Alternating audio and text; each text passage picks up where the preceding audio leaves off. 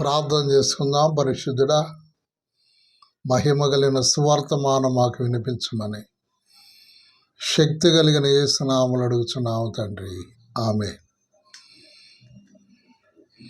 దేవుని యొక్క వాక్యాన్ని మనం ధ్యానం చేసుకున్న వారమైతే యోబేలు గ్రంథము 2వ అధ్యాయం 16వ వచనములో పెండ్లి కుమారుడు అంతఃపురములో నుండి పెండ్లి కుమార్తె గదిలో నుండి రావాలని 2వ అధ్యాయం 16వ వచనంలో మనం ఎరిగిన వారమై ఉన్నాం.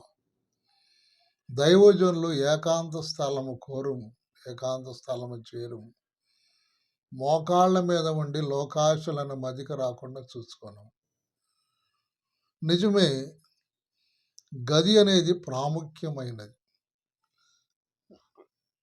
ఆలోచన చేస్తే బెడ్రూమ్ ఉంటుంది, కిచెన్ ఉంటుంది, బాత్రూమ్ ఉంటుంది, అన్ని గదులు ఉంటాయి. కానీ దైవ సన్నిధి చేసుకోవడానికి గది ఉండదు మనకి. అంటే మన ఇంట్లో దేవునికి స్థలం ఇయ్యలేని బలహీనలం.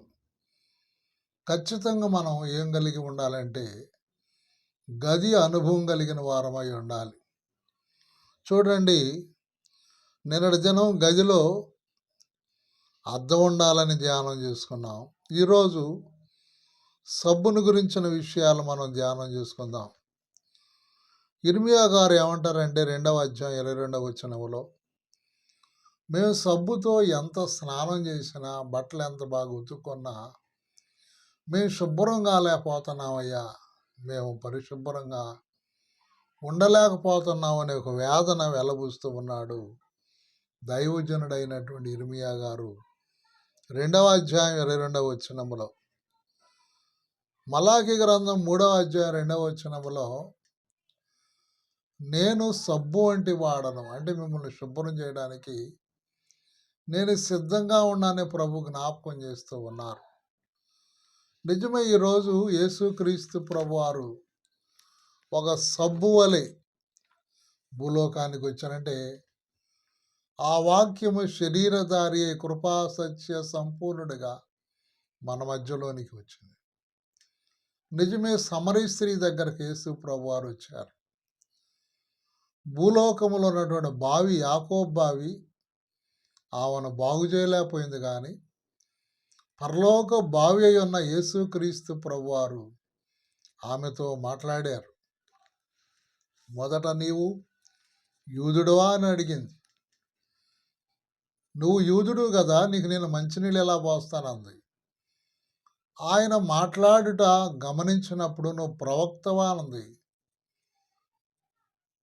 ఇంకొద్దిసేపు మాట్లాడినప్పుడు నీకు 5గురు భర్తలు ఉన్నారనే మాట మాట్లాడినప్పుడు ప్రవక్తని గమనించింది. ఇంకా మాట్లాడినప్పుడు మెస్సియావాని గుర్తించింది. భూలోకంలో ఆయన మాటలు చూసి ఎవరు గమనించలేకపోయారు. కానీ మొదట యూదుడు అనుకుంది, రెండవది ప్రవక్త అనుకుంది, మూడవదిగా మెస్సియాని గుర్తించింది. అంటే ఒక్కొక్క మెట్టు సమరీ స్త్రీ ఎలా ఎదుగుతా వచ్చింది చూడండి. యూదుడు అన్న ఆమె, ప్రవక్త ఆమె, మెస్సియావాని అంది. మెస్సియా అనగానే ఆ కొండ అక్కడ విడిచిపెట్టి ఊరంతటా తీసుకొని వచ్చింది. అంటే వాక్యము ద్వారా, ఆయన మాట ద్వారా ఆయమ్మ శుద్ధి అయ్యింది.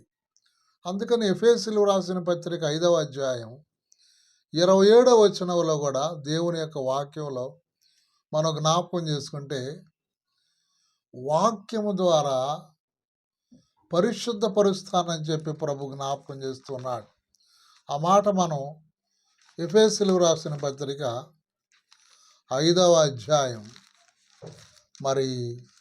27వ వచనాన్ని ఒక మాట మనం చదువుకొని జ్ఞాపకం చేసుకుందాం.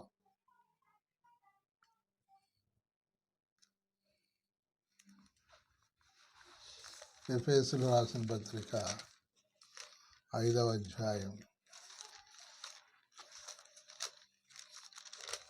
27వ వచనం.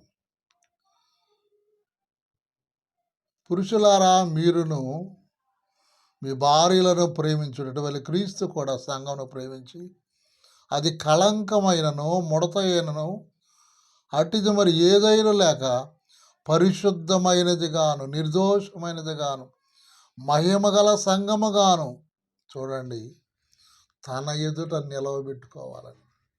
మొదలేమన్నాడు?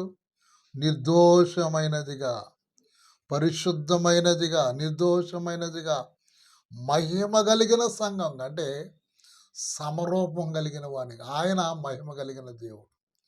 మనను మహిమ కలిగిన వారిగా మార్చుకోవాలని ఆశపడుతున్నాడు.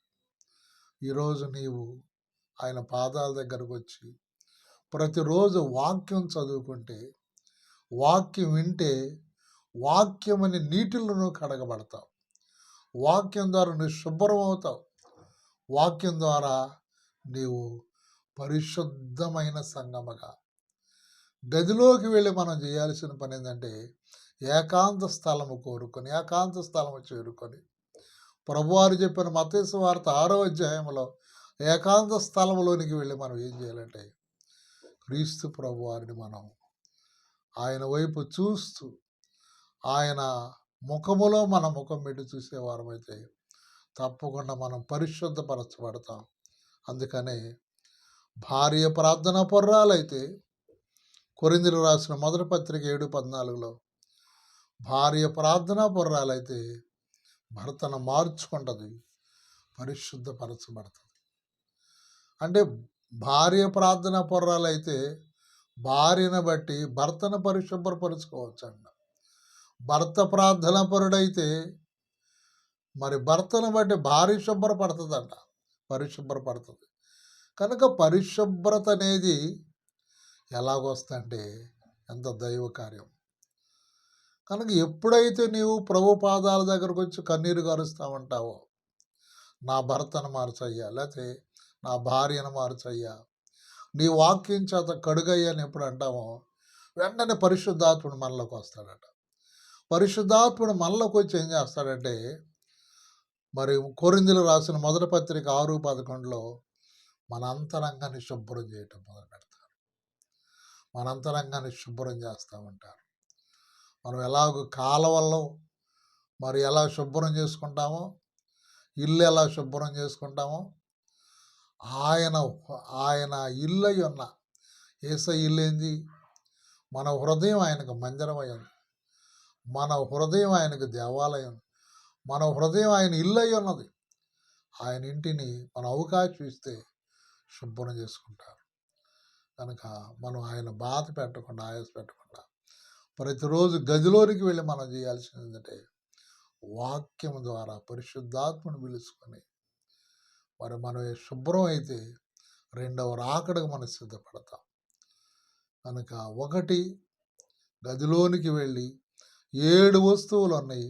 అందులో మొదటిది అద్దం, రెండవదిగా సబ్బు. మరి ఇంకా కొన్ని వస్తువులను ధ్యానం చేసుకుందాం. మరి ఇంకా వాటి ద్వారా కూడా మనం పరిశుభ్రం చేసుకోవచ్చు. అంటే ధన్యత దీవెన ప్రభు మనందరికీ ప్రసాదించును గాక. ఆమేన్. అందరికీ మరణాత.